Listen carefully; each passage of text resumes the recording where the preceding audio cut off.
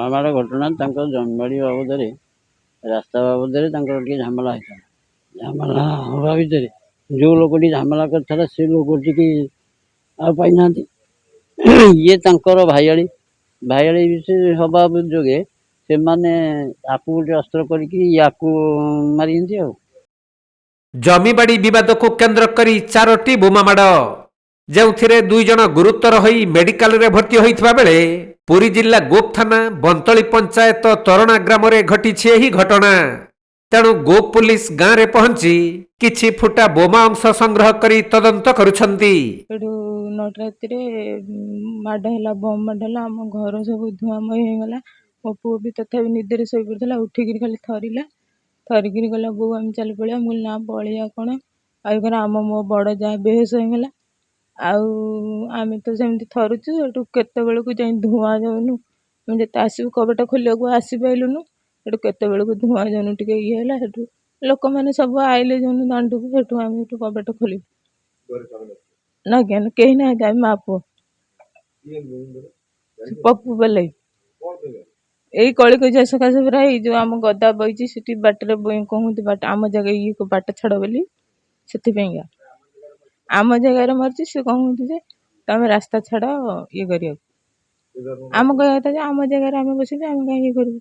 ସେଥିପାଇଁକା ଆମେ ନାଇଁ ଚାହୁଁଛୁ ଆମ ଘରେ ଏମିତି ବମ୍ ହେଇଗଲା, ଆମେ ପୁଣି କେମିତି ନିରାପଦରେ ପୁଣି କେମିତି ରହିବୁ ନା ନାହିଁ।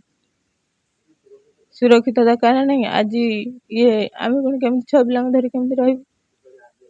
ତେବେ ରାସ୍ତା ଉପରେ ଏକ ପାଳଗଦାକୁ ନେଇ 2 ପରିବାର ମଧ୍ୟରେ ପ୍ରଥମେ ଝଗଡ଼ା ହୋଇଥିଲା।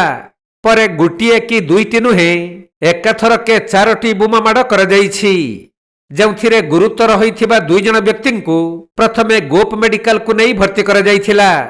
ହେଲେ ସେମାନଙ୍କ ଅବସ୍ଥା ସଙ୍କଟାପନ୍ନ ଥିବାରୁ ପୁଣି ପୁରୀ ମେଡିକାଲକୁ ସ୍ଥାନାନ୍ତରିତ କରାଯାଇଛି। ଏପଟେ ବୋମାମାଡ଼ ଘଟଣାକୁ ନେଇ ଗ୍ରାମରେ ଭୟର ବାତାବରଣ ସୃଷ୍ଟି ହୋଇଛି। ତେଣୁ ପୁଲିସ ତୁରନ୍ତ ଏହି ଘଟଣାର ସତ୍ୟାସତ୍ୟ ଉପରେ ତଦନ୍ତ କରି ଦୋଷୀକୁ ଦଣ୍ଡବିଧାନ କରିବା ପାଇଁ ଦାବି କରାଯାଇଛି। ସେଇ ଧମକ ଦେଇଥିଲା ମୋତେ ବମିଂ କରିବ ବୋଲି 8 ଦିନ ପୂର୍ବରୁ ପପୁ ପଲେ। ଆଉ ତା ସେଥିରେ କିଏ ଥିବେ ସେ କଥା କୁହା ହେଇନି।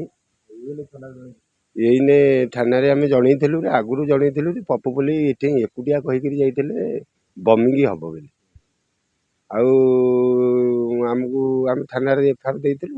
ଏଫଆଇଆର ଦେବା ଭିତରେ ଥାନା ଇନକ୍ୱାରି ପଠେଇଥିଲା। ଇନକ୍ୱାରି ଭିତରେ ସେ କାଲି ଏଠି ସାର୍ଟ ଫାଟ ଚିରିକିରି ମୋ ଝିଅକୁ ଗାଳିମନ୍ଦ କରିକିରି ବେଜିତି କରିକିରି ଘୋଡ଼ାଇକି ତତେ ନେଇକିରି ହୋଟେଲରେ ରଖିବି, ଅମୁକ କରିବି ସମୁକ କରିବି, ଆଉ ମୋ ସ୍ତ୍ରୀ କି ଘୋଡ଼ାଇକି ଛୋଡ଼ିବ କି ମୋତେ ଆଜ୍ଞା ମୋ ସ୍ତ୍ରୀ ମୋ ଝିଅ ମୋତେ ଘରେ ପୁରେଇ ଦେଲେ।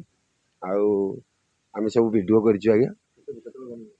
କାଲି ବମିଂ ହେଲା, ମୁଁ ଥାନାରେ ଥିଲି। ଏଫଆଇଆର ଦେଇକିରି ଥାନା ବାଲାଙ୍କୁ ଡାକିକିରି ଆସିବା ଭିତରେ, ପୁଲିସ ଗାଡ଼ି ଆସିବା ଭିତରେ ସେ ବମିଂ କରିଦେଲେ ଆଡ଼େ। ଆଜ୍ଞା ଆମର ସେ ଧାନ କ୍ଷତି ହେଇଯାଇଛି ଆମର, ଆଉ କାନ୍ଥ ସବୁ ଇଏ ହେଇଯାଇଛି। ମୋ ଭାଉଜ ଭୟରେ ପଳେଇଗଲା ଘର ଦ୍ୱାର ଛାଡ଼ିକିରି, ଆଉ ଘରେ ନଥିଲେ। ଆଉ 2 ଜଣ ମୋ ଛୁଆଟେ ସମସ୍ତେ ଖାଲି ଥରିଲେ ପଡ଼ିକିରି। ତାପରେ ମୋ ବଡ଼ ବାପା ପୁଅ ସବେଶ୍ୱର ପୁରୀଙ୍କର ତାଙ୍କ କାନ୍ଥ ଭାଗି ଯାଇଛି। ଗୁରୁତର 2 ଜଣ ହେଇଛନ୍ତି। ଆମକୁ ନ୍ୟାୟ ଦରକାର ଆଜ୍ଞା, ନ୍ୟାୟ ଦରକାର। ଏ ସମାଜରେ କେମିତି କହିବି।